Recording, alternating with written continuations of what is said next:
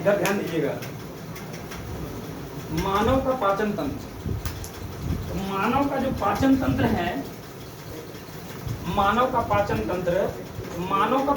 तंत्र का ये फिगर है। मानव में जो पाचन होता है कई चरणों में होता है। सबसे पहले पाचन का अर्थ समझेंगे हम लोग। पाचन का क्या अर्थ होता है? हम लोग जब भोजन करते हैं तो हम लोग सभी जानते हैं कि भोजन में होता है कार्बोहाइड्रेट, प्रोटीन, वसा, खनिज लवण, विटामिन और रुचांश होता है कुछ। ये जानते हैं भोजन में 5 प्रकार के मुख्य रूप से पोषक तत्व होते हैं: कार्बोहाइड्रेट, प्रोटीन, वसा, खनिज लवण और विटामिन। तो इन सभी में से कार्बोहाइड्रेट, प्रोटीन, वसा, ये 3 चीज का ही पाचन होता है। पाचन का मुख्य अर्थ ये होता है कि जटिल जो खाद्य पदार्थ होते हैं, हम लोग चावल खाते हैं तो चावल में मान लीजिए कार्बोहाइड्रेट है, दाल खाते हैं, दाल में क्या है? प्रोटीन है। कुछ ऐसे भोजन जिसमें फैट्स होते हैं, वसा, जैसे मूंगफली वगैरह, तो वसा होता है। तो वसा जो होता है, इसका पाचन, वसा का पाचन सबसे पहले 2 चरणों में पाचन होता है। पहला होता है कि इन भोजन में जो कार्बोहाइड्रेट पोषक तत्व होते हैं वो अलग होता है। कार्बोहाइड्रेट, प्रोटीन, वसा, खनिज लवण ये सभी अलग होते हैं भोजन से। ये सभी भोजन से क्या होते हैं? अलग होते हैं। और फिर जो कार्बोहाइड्रेट, प्रोटीन, वसा होता है उसका फिर पाचन होता है। ये श्वसन चक्र में जाएगा कि इसके पाचन होने से हमको ऊर्जा मिलती है, ऑक्सीजन से निर्माण। तो भोजन में से कार्बोहाइड्रेट, प्रोटीन, वसा, खनिज लवण और विटामिन, इसका अलग होना ही पाचन है। यहाँ लिखा हुआ जटिल खाद्य पदार्थ का सरल का मतलब ये होता है कि जो खाद्य पदार्थ होता है वो हमारी जो सेल्स होती है, कोशिका को ग्रहण नहीं करेगी, क्योंकि हमारी कोशिका इतनी छोटी होती है कि हम उसे सूक्ष्मदर्शी से दे सकते हैं। कोशिका को हम देख सकते हैं नंगी आंखों से? उसके लिए सूक्ष्मदर्शी चाहिए। तो कोशिका बहुत छोटे होते हैं, तो वो डायरेक्टली चावल दाल खा सकता है क्या? नहीं खा सकता है। तो उसको तोड़ के छोटा कर देना, इतना छोटा कर देना ताकि हमारी कोशिका उसको अवशोषित कर ले, हमारी कोशिका उसको ऑब्जर्व कर ले। इसी को कहते हैं सरल खाद्य पदार्थ बनना। यानी जटिल खाद्य पदार्थ जो होता है वो सरल खाद्य पदार्थ में बदल जाती है। अब इसमें क्या आता है कि जल, विटामिन, खनिज लवण, इन सभी का पाचन नहीं होता है। अब ये क्यों नहीं होता है? तो पानी के कण इतने छोटे होते हैं कि कोशिका उसको यूज कर लेता है, उसका पाचन होगा क्या?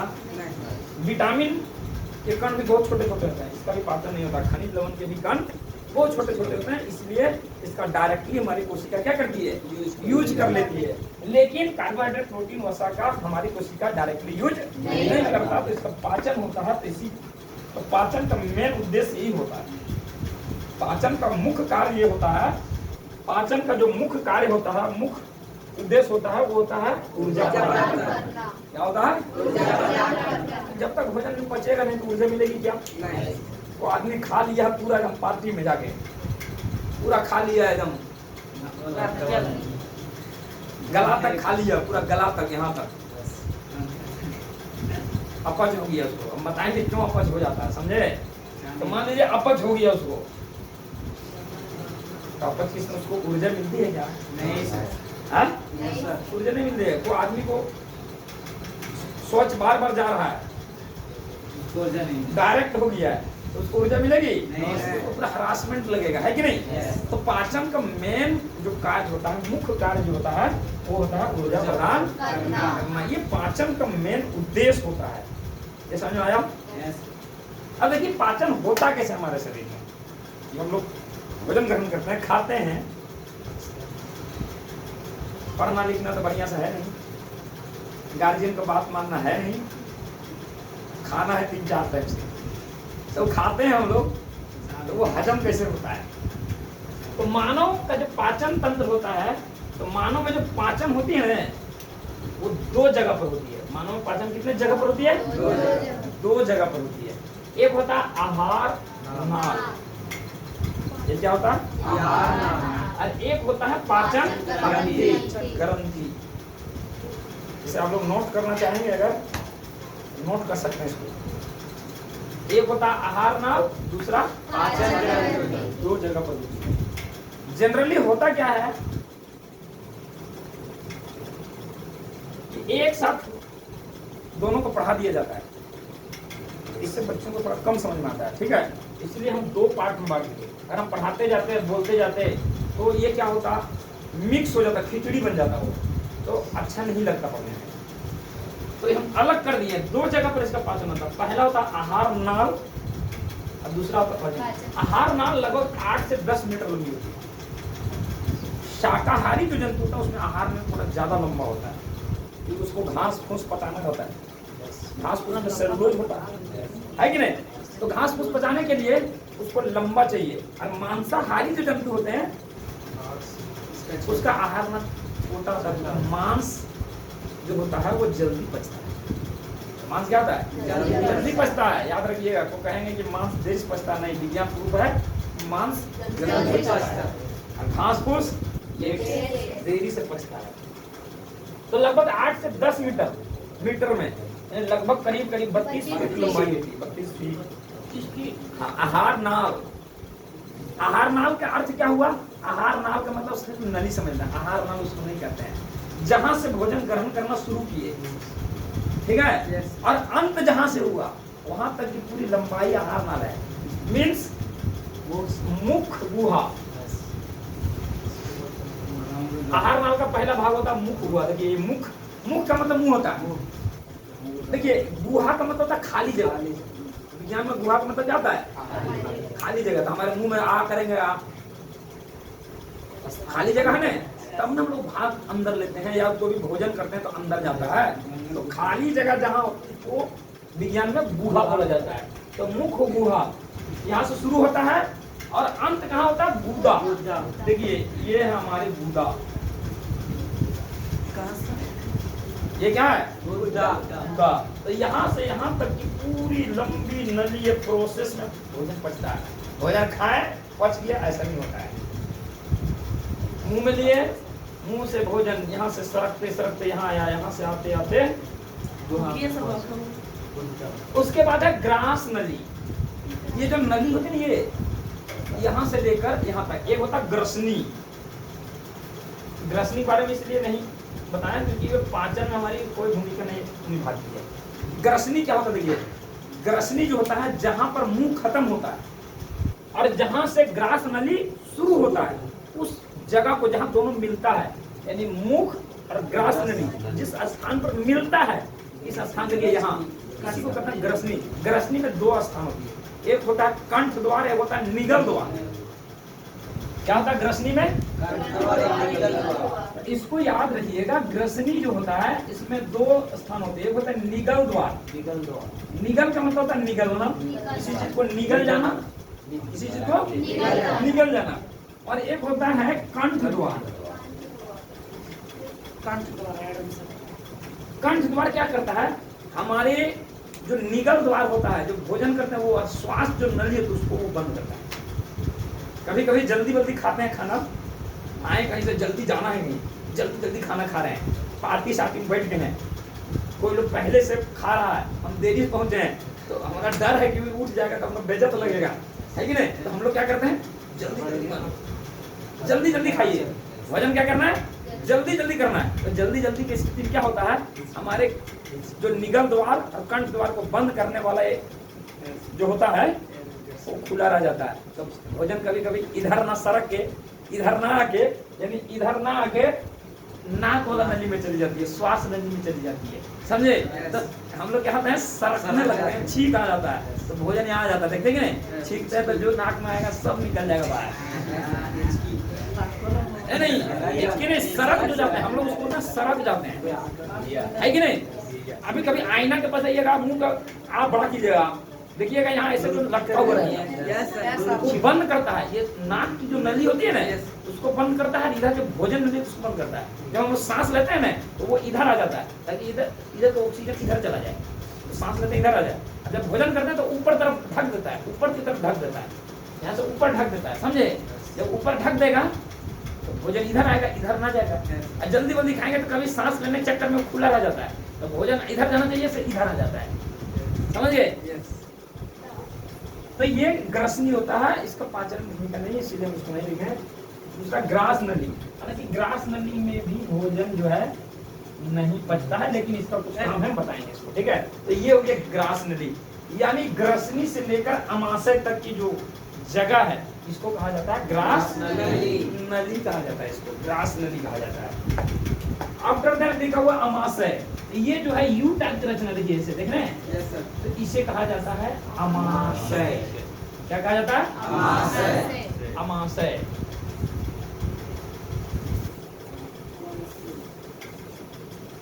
उसके बाद भोजन अमाशय में आती है। यहां से देखिए अमाशय के बाद क्या लिखा हुआ हमारा? छोटी आंत। तो ये जो नली है ना, यहाँ नली, ये देख रहे हैं? Yes sir. भोजन पूर्ण रूप से नहीं पचता है, भोजन पूर्ण रूप से नहीं पचता है। संपूर्ण भोजन का पाचन हमारा छोटी आंत में होता है, लास्ट तक यहाँ तक जाते जाते होता है, ठीक है? तो चूंकि संपूर्ण भोजन कहाँ पचता है? छोटी आंत। हम लोग क्या करते हैं देहात में, चूंकि पचता कहाँ है भोजन? छोटी आंत में। सारा भोजन कहाँ पचता है? तो चूंकि सारा भोजन पचता है छोटी आंत में, इसलिए पचता है, इसलिए इसको पचौनी बोलते हैं।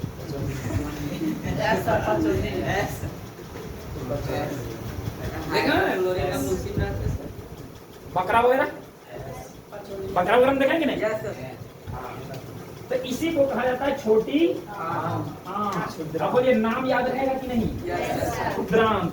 जब भोजन पच जाता है ना, तब भोजन चला जाता है यहाँ, ये गोल यहाँ होता है, ठीक है? ये पूरा भाग बड़ी 3 भाग में बटा हुआ है। एक यहाँ से यहाँ ऊपर की तरफ जा रहा है, ये क्षैतिज है, और ये नीचे की तरफ आ रहा है।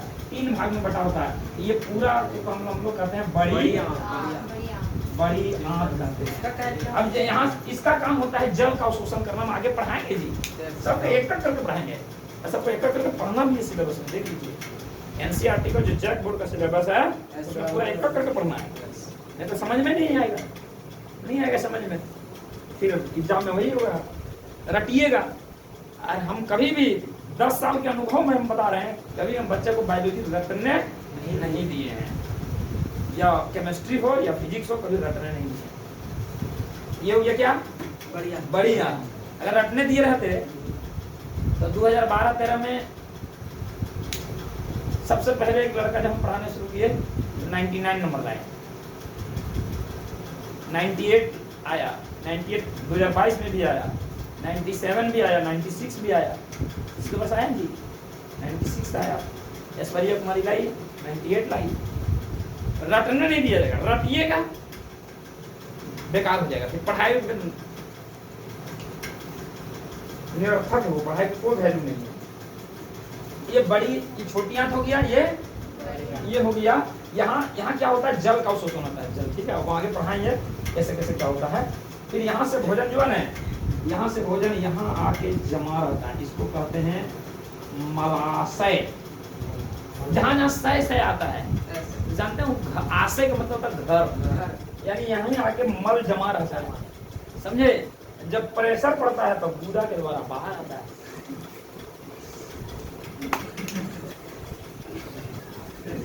प्रेशर पड़ेगा तब ना जी, है?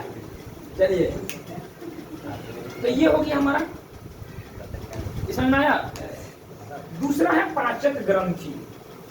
तो पाचक ग्रंथि क्या होता है? देखिए, ये तो हमारा नाल है, नली है, नली से सिर्फ भोजन गुजरता है, नली से सिर्फ भोजन क्या करता है? गुजरता है। जब वो धीरे धीरे से गुजरता है तो पचते जाता है, लेकिन पचाने वाला होता है। इसका पचाने वाला कौन है?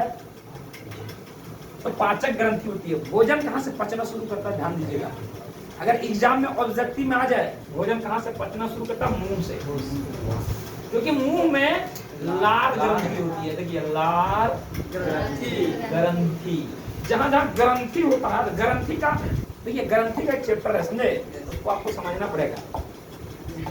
ग्रंथि का मतलब इसमें जानिए थैली होता है जहां से एंजाइम निकलते हैं। एंजाइम मतलब पाचक रस होता है, एंजाइम एक पाचक रस होता है। तो यहाँ पर होता है लार ग्रंथि। देखो ये जहां जहां ग्रंथि हम उसको रेड कर दिए, लार ग्रंथि है ये। यहाँ से हम इसके बारे में डिटेल अभी बताएंगे जब ये आप लोग नोट कर लीजिएगा। तो लार ग्रंथि में 3 जोड़ा लार ग्रंथि होता है, लेकिन इसमें सबसे महत्वपूर्ण जो होता है वो टाइलिन है। टाइलिन एक टाइलिन एंजाइम स्रावित करता है। ये मेन हम लोग को जो एनसीईआरटी पढ़ाना है, ऐसे हम और एक्स्ट्रा पढ़ा देंगे, लेकिन जो हम क्लास 10 में जो जैक बोर्ड पूछेगा वो टाइलिन के बारे में पूछता है कि लार ग्रंथि में कौन सा एंजाइम होता है, तो टाइलिन होता है। कौन सा होता है? टाइलिन। हम सब डिटेल बता देंगे। टाइलिन होता है जो स्टार्च अर्थात मंड का पाचन करता है।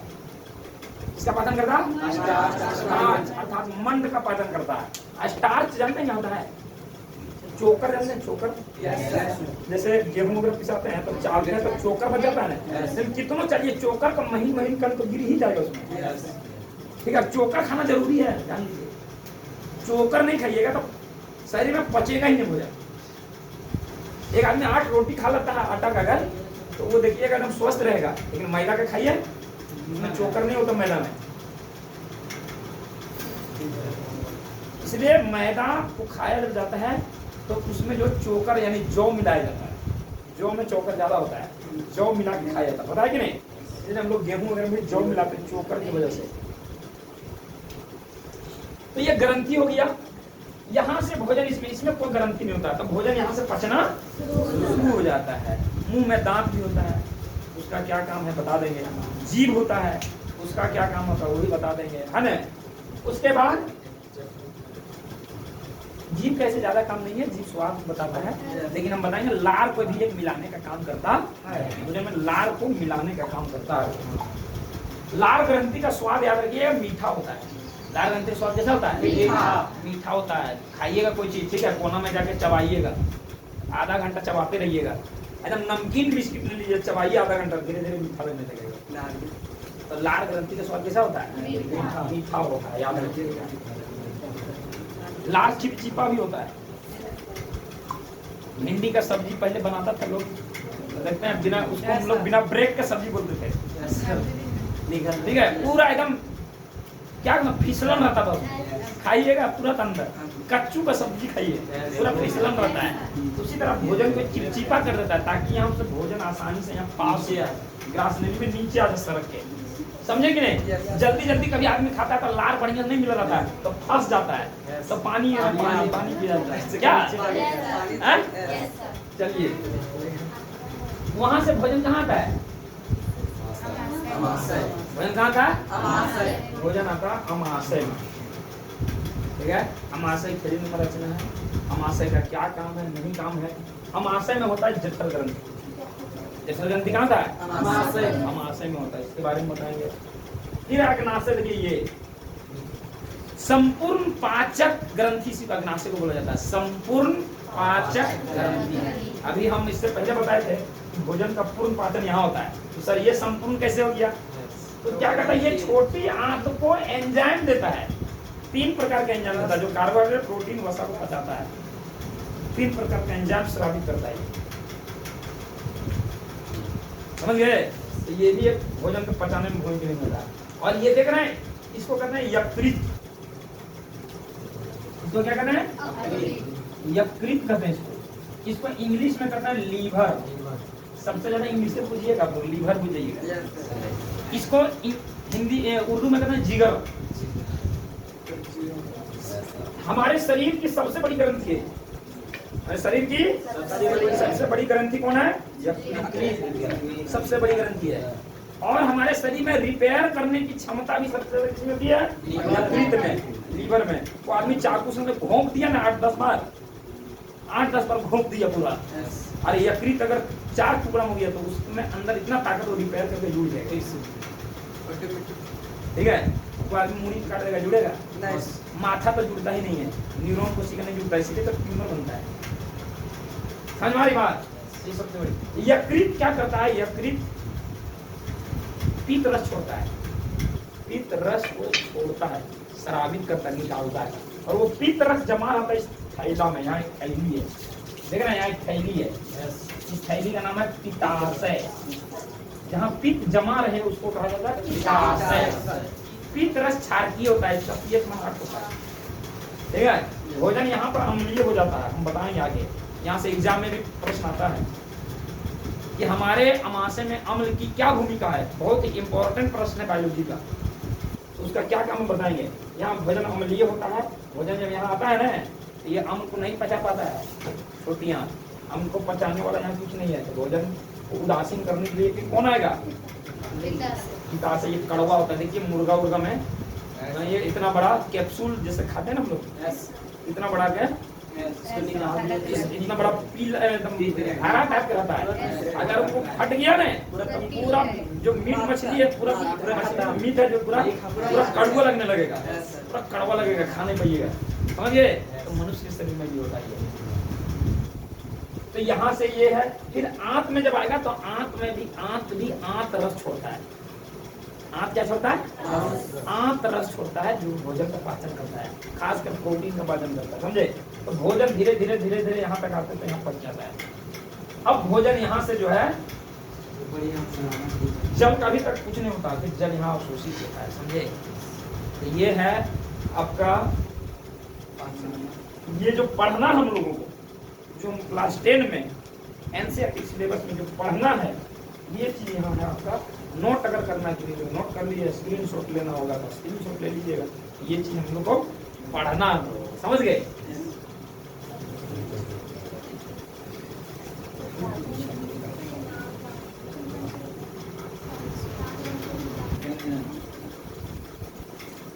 अब देखिए हम लोग पाचन कैसे होता है, किन किन स्थान से गुजरता है, कौन कौन सी ग्रंथि मदद करता है पाचन में, वो चीज जानेंगे। अब हम लोग एक करके डिटेल पढ़ेंगे। तो पाचन जो होता है, पाचन क्रिया जो होती है ये दो प्रकार की क्रिया है। एक भौतिक भी है और ये रासायनिक भी है। अब भौतिक और रासायनिक ये दोनों कैसे है पाचन। तो देखिए भौतिक ये होता है कि जब हम लोग भोजन करते हैं तो मुंह में उसको क्या करते हैं, दांत से उसको चबा कर एकदम टुकड़ा टुकड़ा कर देते हैं। तो कुछ तो भोजन हम यही पचा रहे हैं। पाचन का अर्थ क्या समझाए थे कि जटिल खाद्य पदार्थ का तो कुछ तो सरल हम मुंह में न कर दिए हैं। तो मुंह में जो हम कर रहे हैं वो भौतिक हुआ। क्या हुआ, वो भौतिक हुआ। और जो ग्रंथि एंजाइम छोड़ता है उसके द्वारा जो पाचन होता है वो रासायनिक होता है। तो भोजन का पचना जो है वो भौतिक और रासायनिक दो प्रकार की क्रियाएं हैं, ठीक है। तो सबसे पहले हम लोग चर्चा करेंगे मुख गुहादा, यानी मुंह में तीन चीजें होती है, दांत, जीभ, लार। दांत कितने होते हैं, तो एक वयस्क मनुष्य जो होते हैं उसमें 32 दांत होते हैं। लेकिन एक मनुष्य के पूरे जीवन काल में 32 + 20 52 दांत होते हैं। 52 दांत मुंह में होते हैं। 20 दूध दांत उसको हम लोग कहते हैं। वो 20 दूध दांत टूट जाता है। दांत 4 प्रकार का पढ़ा है। दांत 4 प्रकार, 4 भाग में बटा गया है। पहला रदनक, दूसरा कृंतक, चौथा अग्रचवर्णक, तीसरा अग्रचवर्णक और चौथा चवर्णक। इंसीजर क्या क्या होता है जी, एक होता है इंसीजर, एक होता है कैनाइन, एक होता है प्रीमोलर और मोलर। ये 4 प्रकार के दांत होते हैं। तो ये जो 4 है ना दांत, ये 4 नीचे और 4 ऊपर। ये दांत देख रहे हैं, 4 नीचे और 4 ऊपर सामने से। ये क्या कहता है, काटने का काम करता है। जब बच्चा होता है ना, बच्चा देखिएगा जब कुछ खाएगा तो यहाँ यहीं से काटेगा बच्चा, उसमें दांत इधर नहीं रहता, उसमें यहीं से काटेगा। तो 4 ऊपर 4 नीचे, टोटल दांत कितना होंगे, यानी रदनक कितने हो गए, 4 + 4, यानी 4 नीचे 4 ऊपर, 8 दांत हुए। ये बच्चा में भी होता है, ये 8 दांत बच्चा में होता है। उसके बाद होता है कृंतक। ये जो दांत होता है ना, ये 4 होता है, एक इधर एक इधर और एक, ये लंबा होता है। आप लोग देखे होंगे कभी यज्ञ वगैरह होता है जब, तो जो राक्षसनी होती है तो उसको कैसे बनाया जाता है, अरे आदमी होता है दांत निकाल देता है, तो यहाँ का दांत निकल जाता है। शेर वगैरह कुत्ता वगैरह देखिए यहाँ के दांत, वो क्या करता है, चीर फाड़ करने का काम करता है। तो इसमें होता है 2 नीचे 2 ऊपर, टोटल 4 दांत होता है। ये बच्चा में होता है, याद रखिएगा। उसके बाद होता है अग्रचवर्णक। अग्रचवर्णक अग्रचवर्णक कितने होते हैं वो ध्यान दीजिएगा। तो अग्रचवर्णक जो होते हैं 2 इधर नीचे और 2 इधर नीचे, 4 नीचे और 4 ऊपर, 8 होते हैं। 4 + 4 8। मान लीजिए जैसे एक फिगर अगर ड्रॉ कीजिएगा दांत का ऐसे, तो ये 4 नीचे हो गया, 4 ऊपर रहेगा। और देखिए ये बड़ा होता है, और फिर ऐसे करके 2 इधर होगा, फिर ऐसे करके बड़ा रहेगा, फिर ऐसे करके 2 इधर रहेगा, और फिर 3 दांत इधर रहेगा और 3 दांत इधर रहेगा। नीचे 3 और 3 6 और 6 ऊपर रहेगा। तो चवर्णक जो होते हैं, चवर्णक जो होते हैं वो कितने होते हैं? वो होते हैं 6 नीचे 6 ऊपर। 6 से कितना हो गया? 12 और 8 कितना हो गया? 20। 20 और 4 कितना हो गया? 24। 24 और 8 कितना हो गया?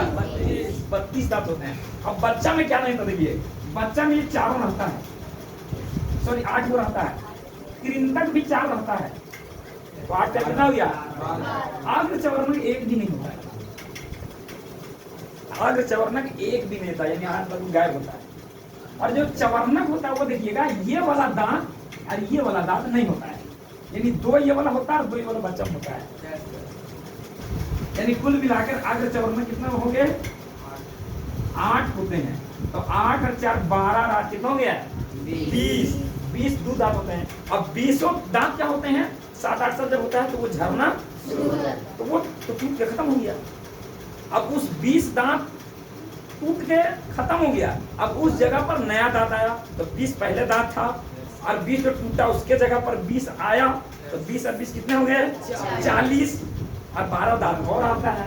8 ये हो गया, 4 ये हो गया, है ना? तो कितने दांत हो गए? 52। कुल मिलाकर 52 दांत पूरे जीवन काल में आते हैं। तो पूछेगा पूरे जीवन काल में कितने दांत आते हैं? तो 52 आते हैं।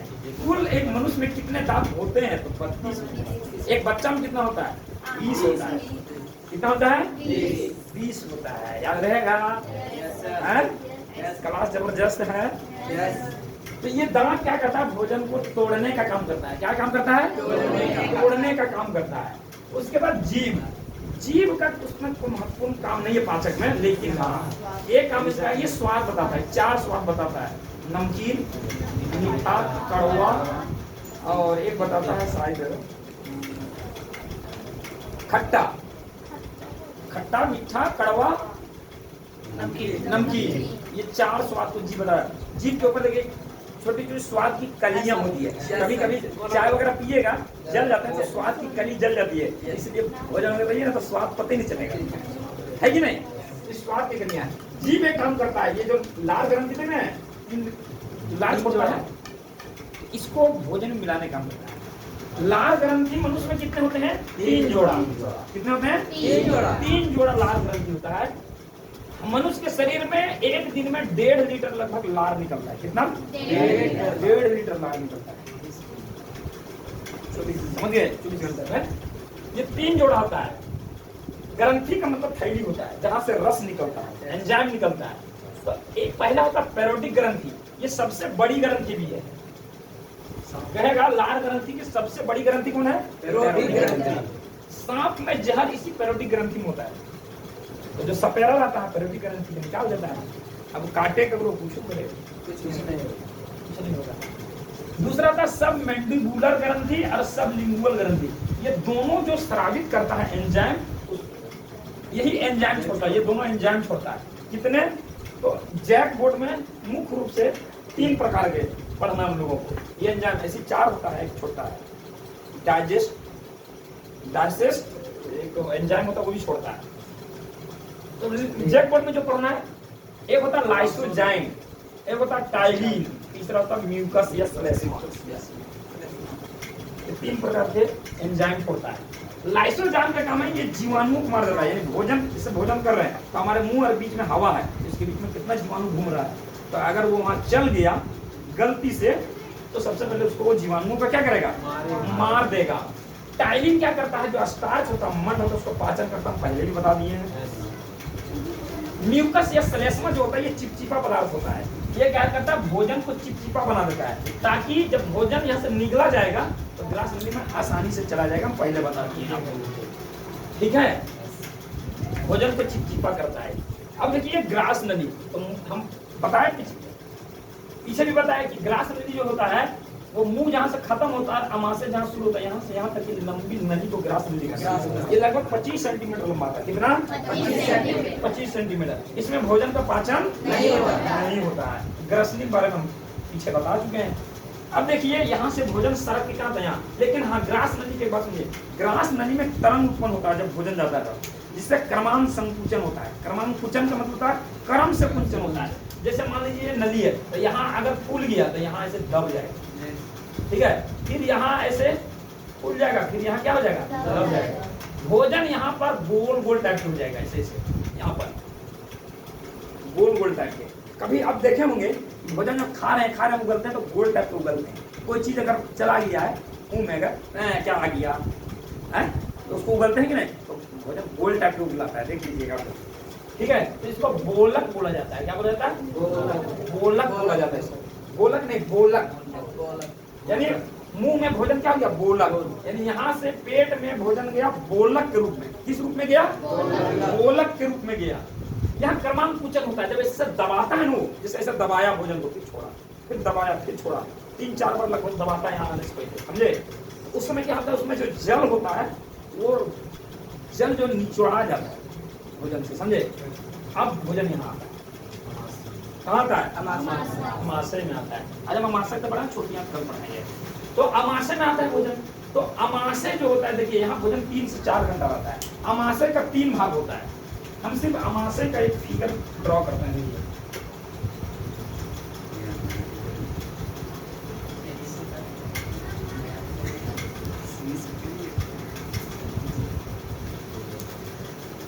या अमाशय है, यस सर। इसको 3 भाग में बांटिए, 1 2 3। पहला भाग, दूसरा भाग, तीसरा भाग।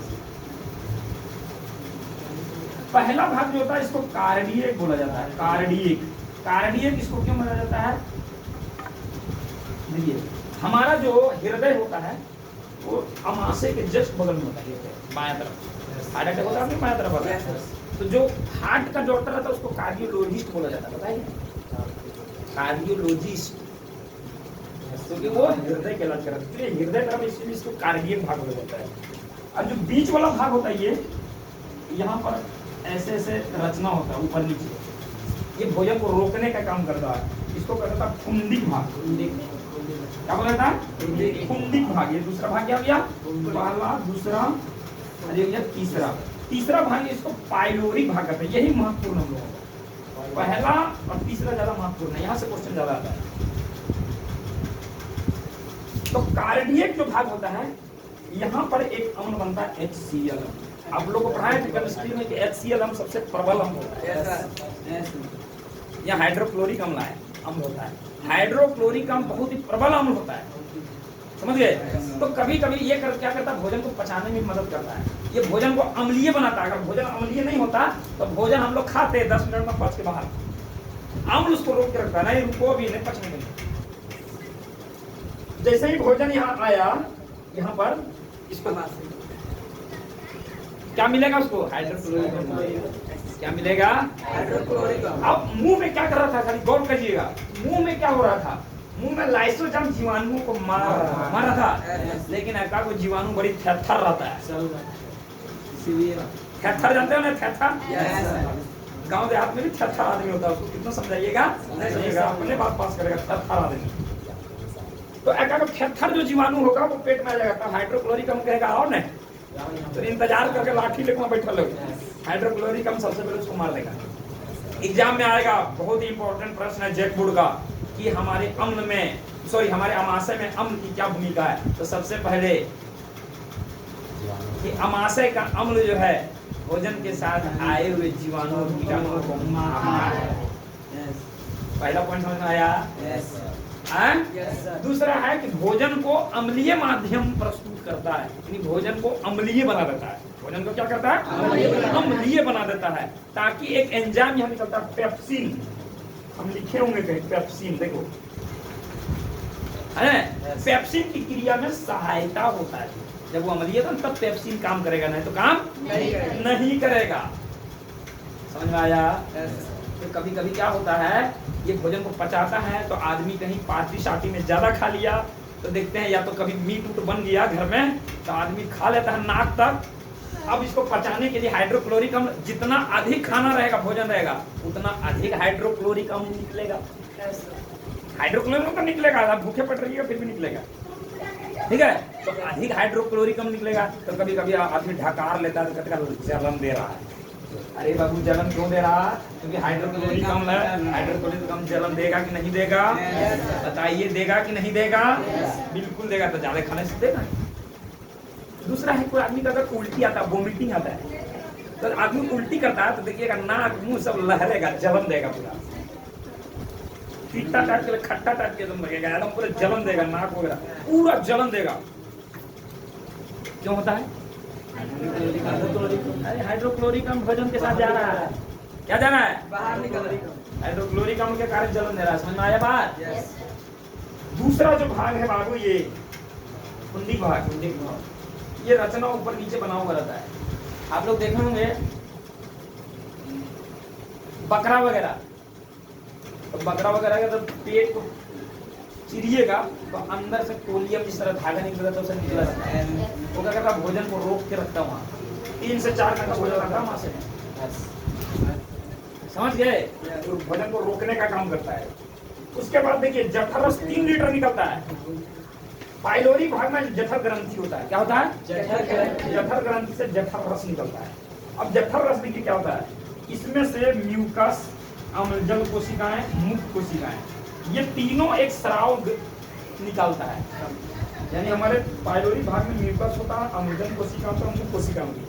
ये तीनों एक एंजाइम स्रावित करता है। इन तीनों एंजाइम के सम्मिलित रूप को जठर रस कहता है। क्या कहते हैं? जठर रस। ये जठर ग्रंथि नहीं होता, जठर रस होता है। 3 लीटर जठर रस डेली निकलता है। जठर रस में 2 एंजाइम और निकलता है, रेनिन और पेप्सिन। जठर रस में 2 होता है, रेनिन और पेप्सिन। रेनिन क्या करता है, दूध जो हम लोग करते हैं उसको दही बना देता है। समझ में आ रहा है? बच्चा देखें, छोटा बच्चा दूध पिया उल्टी करता है, दही उल्टी होता है, होता है। पकड़ लिया हम लोग, दही उल्टी होता है ना, तो पेट में गया ना तो रेनिन उसको दही बना चुका है, माँ के दूध को क्या बना दिया है? दही बना दिया। तो उल्टी क्या करेगा? दही। समझ आ रहा बात? पेप्सिन देखिए, अब यहाँ देखिए भोजन का पचना शुरू हुआ। पेप्सिन क्या करता है, प्रोटीन को पेप्टोन में बदल देता है। ये याद रखिएगा, कल पूछेंगे कि हमारे जठर रस में एंजाइम स्रावित करता है जिसका नाम है पेप्सिन। पेप्सिन का क्या कार्य है? तो पेप्सिन प्रोटीन को पेप्टोन में बदल देता है। प्रोटीन को क्या बदलता है? यानी भोजन आधा आंशिक रूप से पचा। जठर रस का एक और काम है, इसको गैस्ट्रिक जूस भी कहते हैं। ये क्या करता है, वसा को भी पचाता है। वसा की बड़ी बड़ी गोलिकाओं को छोटी छोटी गोलिकाओं में, वसा मतलब तेलीय पदार्थ, समझ गए? उसको छोटी छोटी गोलिकाओं में तोड़ देता है। और कुछ समझिएगा, जो जठर रस जो होता है वो वसा को वसीय अम्ल और ग्लिसरॉल में तोड़ देता है। वसीय अम्ल और ग्लिसरॉल में तोड़ देता है। यहाँ भोजन आंशिक रूप से पचता है, मतलब आधा पचता है। जब भोजन आधा पच जाता है तो इसको काइम बोला जाता है। क्या बोला जाता है? काइम बोला जाता है। तो आपको समझ में आया, भोजन जब मुंह में पचना शुरू किया उसको बोलक बोला गया। जब अमाशय में पच गया आधा भोजन तो उसको क्या बोला गया? काइम। काइम कैसा होता है? तो गाढ़ा लेई की तरह होता है। लाई देखें, लाई, अरे कुछ चिपकाने के लिए आटा का लेई बनाया है, तो उसी हो जाता है वहाँ भोजन, गाढ़े लेई की तरह हो जाता है। इसको काइम बोला जाता है। समझ गए? अब आगे एक बात और समझिएगा, इसमें जो आदमी लंबे समय तक भूखा रहता है या कभी कभी हमारा पेट ज्यादा अम्ल स्रावित करता है, तो हमारे अम्ल जब यहाँ हाइड्रोक्लोरिक अम्ल इतना मजबूत है तो इसकी रक्षा कोई तो करता होगा नहीं। तो म्यूकस इसकी रक्षा करता है। कौन करता है इसकी रक्षा? म्यूकस। इसकी दीवार की रक्षा म्यूकस करता है। समझ गए? तो कभी कभी हाइड्रोक्लोरिक अम्ल जब ज्यादा स्रावित होता है म्यूकस उसकी रक्षा करता है। कभी कभी इतना अधिक स्रावित होता है कि म्यूकस को का स्रावन बंद हो जाता है। तो क्या होता है, ये हमारे आमाशय की आंतरिक दीवार पर अंदर की तरफ धंसे हुए या उभरा हुआ घाव हो जाता है। इस घाव को कहते हैं पेप्टिक अल्सर। अल्सर का मतलब घाव होता है, और कैंसर का मतलब सड़ा हुआ घाव होता है। कैंसर का मतलब सड़ा हुआ घाव, और अल्सर मतलब अभी घाव है। और जब सड़ गया कोई घाव तो उसी को बोला जाता है कैंसर। समझ गए? जो व्यक्ति लंबे समय तक भूखा रहता है तो उसकी बीमारी ज्यादा होती है, क्योंकि वो भूखा यहाँ से हाइड्रोक्लोरिक अम्ल स्रावित हो रहा है। अब हाइड्रोक्लोरिक अम्ल की मात्रा इतनी अधिक बढ़ गई, देखते हैं भूखे पेट आते रहने जलन होता पेट, इतनी अधिक बढ़ गई तो क्या हुआ, वो हाइड्रोक्लोरिक अम्ल इसी को पचाना शुरू कर देता है। आमाशय की जो आंतरिक दीवार होती है उसी को पचाना मतलब घाव बनाना शुरू कर दिया। इसी को बोला गया, हम लोग को बोलते हैं पेप्टिक अल्सर, घाव बन जाता है। समझ गए कि नहीं? तो हम यहाँ तक पढ़ाएं, कल इसकी क्लास लेके एंड कर देंगे, ठीक है? Thank you.